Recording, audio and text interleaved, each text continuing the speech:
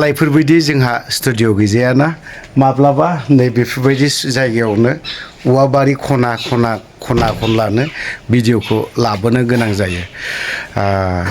गुबुनफोरबायदि studio बा माबा मोनसे बेफोरबायदिबो गैया जों गाहाय थाखोनि मानसि गाननाय जोमनायफ्राबोथ' बिदिनो मालाबा गस्ला गेन्जि जों लाबोयो मालाबा राफ इउज गस्ला ना जों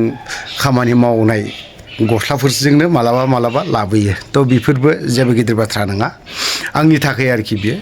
मोदोमखौ खोबथेनांगौ बास बेल' एसेब्लाबो जायो आरोखि थ' बाथ्राया जाहैबाय मा मैयाहाय जोङो मैया नङा दाखालिफोर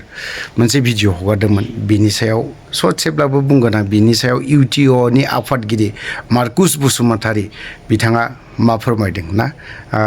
दिनै ट्राइबेल बेल्ट ब्लकनि सायाव जोंहा गोबां जायगायावनो बा गुबुन नन ट्राइबेलफोरा दिनै जों ट्राइबेलफोरनि हाखौ ना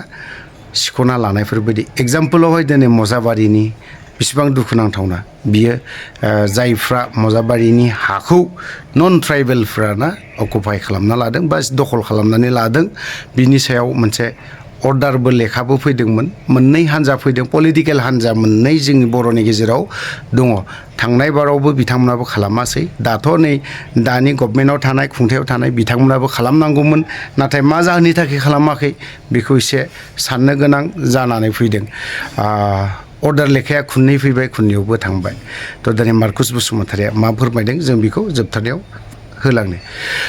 बिनि सिगां आं नैबे मोनसे बाथ्राखौसो एसे बुंनो लुबैदों जिहेतु दाखालि जों सासे NDFBनि केडार ना बे बिथांनाव केसा ओरैबायदि हाइनेस केसखा माने नुबानो वारेन्ट लेखा फैना दं बेखौ लोगो मोनबानो जिखुनु समावनो बोखांनायनि अर्डारा सफैनानैबो दङ बा बेखौ जोंनि दैदेनगिरिफ्रा सानफेराखै आरो बिनि सायाव मा जोंखौ ओरैबायदि लेथ्रा कमेन्ट नङा होमबा जाय बुस्थुखौ जों गुबुन आलादा सेप्टाराव जुदि बुंनाय मोनबा जों बेखौ बेफोरबायदि लाबोनांगौनि दरखार गैयामोन सोरबाया बुंहरदों दिनैहाय बिमा बिफाखौनो नायाखैबा नोंलाय मानोथो मालायखौ मा दरखार ना बायदि रोखोम लेंगुवेजफोराबो मोजां नङा कमेन्टनि थ' दिनैहाय फरायसा आफादनि सोद्रोमाफोराबो दिनै हाइनेस केस जानायमोनब्ला बिनि सायावबो आं निस्सय आं बुंगौमोन फरायसा आफादाबो दिनैहाय मा आन्दलन खालामाखै आन्दलन खालामबोदों बिथांमोननावबो जुदि बे केसा जुदि थानायमोनबा बुंगौमोन नाथाय जायफोरा दिनैहाय आन्दलन बा सोमावसारनाया मा जिनिस बेखौ बुजिया आरो बिथांमोना सोरबाया ओरैनो सेहेराल' ना फरायसा आफादनि फ्लेगखौ लानानै सेहेरा खोन्थानो सेलफि लागोन फटक लागोन फेसबुक पेजनो बेफोराव DP बा पिकचार दोनगोन बेसेबां लाजिनांथावना नङा होमबा जाय फरायसा आफादफोर दिनै बिथांमोना माबोरै सोमावसारदोंमोन थांनाय बारफोरावहाय बेसेबांबा बोसोर सोमावसारदों उखैहाबना थानाया धामालि खोथा नङा सान्दुं गोसायावहाय राजा लामा गाथेनाया धामालि खोथा नङा बेफोरनि फ्लेगखौ लानानै बायदि रोखोमनो सावगारि आपल'ड खालामगोन लाजिनांथावना बेफोर आन्दलना मा बुस्थु बेखौ माब्लाबाबो बुजिया बै सुबुंफ्रा थ' दिनैहाय बेफोरबायदि बाथ्रा बुंनायावहाय माब्लाबा दुखु नांखाङो थ' दिनैहाय जोंनि NDFBनि सोद्रोमाफोरा दिनै हाइनेस केस जानानै दिनै गथ' सासे दं खुदिया बेबो गावनि बिफाया मा केस जादों बेखौ जेबो मिथिया बे गथ'आ दिनैहाय बेखौ इसोरासो दोबथिंबाय थायो दिनैसो दे फोरोंनाय मानाय दासो हादराव गेलेबाय थाफुनाय गथ' बेफोरबायदि खुदिया सासे दं बिनि बिफाया दिनैहाय गावनि फिसाजों टाइम होनांगौ दिनै बेफोरबायदि टाइम होनो हायाखै दिनै गोबां मानसियानो गोबां बाथ्रा बुंहरदों बेखौ लानानै मानो सिफायासै केसखौ मानो नोंसोरनो मानो अनसुंथाइफोरखौ मानो होबावासै होबोलायनांगौ दरखार गैया जों बावहाय बिनो एथ'खिनि होबोबाय बेखिनिखौ जों बुंनांगौ दरखार गैया आरो जों बुङाबो आरो खोन्थानाबो लाया जों बेफोरबायदि जाय सुबुङा दिनैहाय NDFBनि केसफोरखौ लानानै ओरैबायदि बाथ्रा बुंदों सानसे समावहाय गोबां धमखि धमखा बेफोरबायदि खालामबोबाय दासो मोनदों फाबा नांदों बेफोरबायदि बाथ्रा खिन्थु बे नङा NDFBनि सोमावसारनायाव मालि बिथाफोर बायदिया बर' जानाय नङामोन खैला मैलाफोरबायदियाव बर' मानसिखौ नुनाय नङामोन आं बुजिनायाव नुनायाव मालि बिथाफोर बायदियाव दिनै चिरां डिस्ट्रिक्टआ मा अबस्था जागौमोन सासेबो बर' सुबुं ओंखारनो हायि जागौमोन बेखौ दिनै आं स्पष्टखिनि बेखिनि बाथ्राखौ बुंदों खिन्थु दिनै एनडिएफबिआ बेफोरबायदियाव जेबो क्रेडिट लानो नागिराखै रायजो राजाया बुंगोन बावहाय रायजो राजायानो क्रेडिट होगोन मालि बिथाफोर बेबायदिखौ एनडिएफबिआनो मोजां बर' मैखोम खालामनानै दोनलांदों बेखिनि बाथ्राखौ बुंगोन नाथाय बै सुबुङा दिनैहाय नोंसोर धमकि होदों मादों बेफोरबायदि दासो नांदों फाबा केसा मानो जाया जानो जाखागोन बेफोरबायदि जाय सुबुङा दिनै आं रिपिटखौ खालामफिनदों अजय बसुमतारी बिथाङा लाजिनांगौ आरो बियो जेबो जाथिया मा बर' हारिया मा गावनि बेक्ति बाथ्राखौ सिन्था खालामग्रा बेक्तिसो बियो थ' गोलाव बाथ्रा जाबाय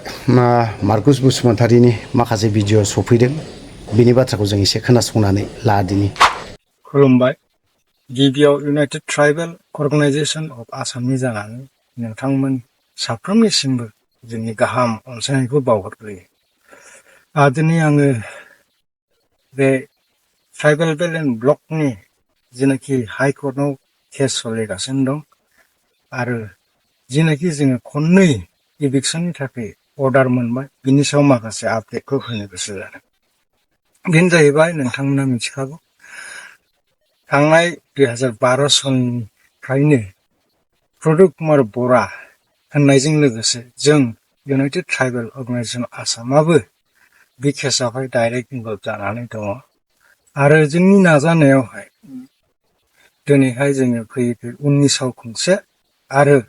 बे 2023 सनावहाय खनसे जोङो इभिक्सननि थाखाय अर्डारखौ मोननो हादोंमोन नाथाय जोबोद दुखुनांथाव बाथ्रा बे 24 सेप्तेम्बर मास जालायलांबाय नाथाय दिनैसिम आरो फिन जोङो अर्डार बा बेबायदि सरकारनि जेबो एक्सनखौ नुनो मोनाखै दा बिनि जाहोनानो जाहैबाय बे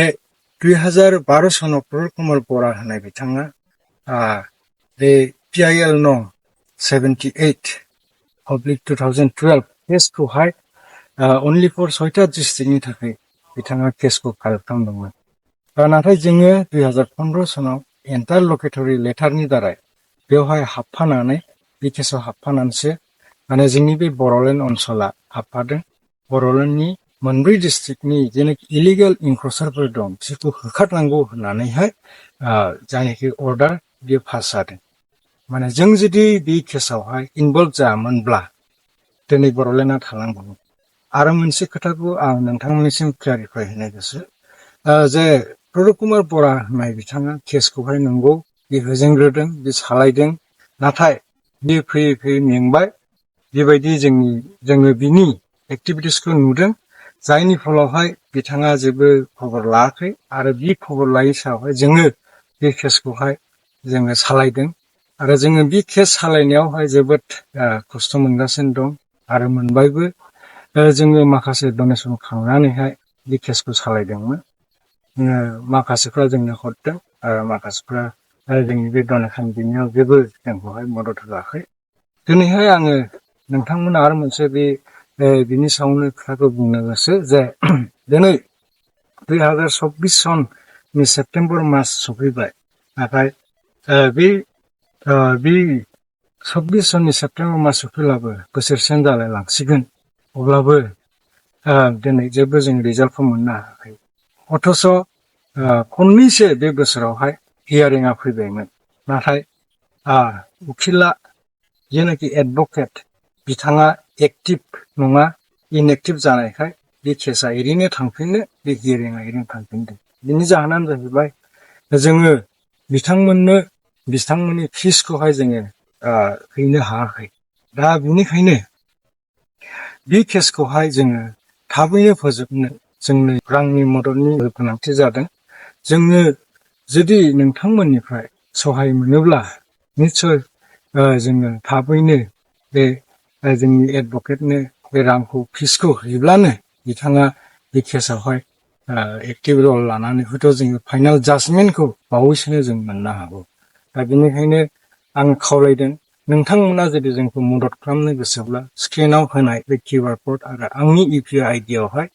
नोंथांमोना जोंखौहाय मदद खालामनो हागोन। नोंथांमोननि बे थाइसे थाइनै हरनायानो जोंनि थाखाय जोबोद मदद जागोन आरो जोंनि थाखायल' नङा गासैबो जोंनि बर' माहारिजों लोगोसे गासैबो ट्राइबेल माहारिनि थाखाय मोनसे गिदिर अबदान जागोन। खावलायदों नोंथांमोना जोंनि बिनायखौ खोनासंगोन। आसा खालामदों नोंथांमोना जोंनि बे आन्दलन जेनाखि आइननि आन्दलन बेवहाय गरफा गरनै मदद होनानैहाय जोंखौ मदद होनायजों लोगोसे नोंथांमोनाबो जों बे केसावहाय मदद जानो हायो। बेखौनो आं बुंबाय। आसा खालामदों नोंथांमोना जोंनि बे खोथा बुंनायनि सायावहाय एसे गुरुत्थ' होगोन।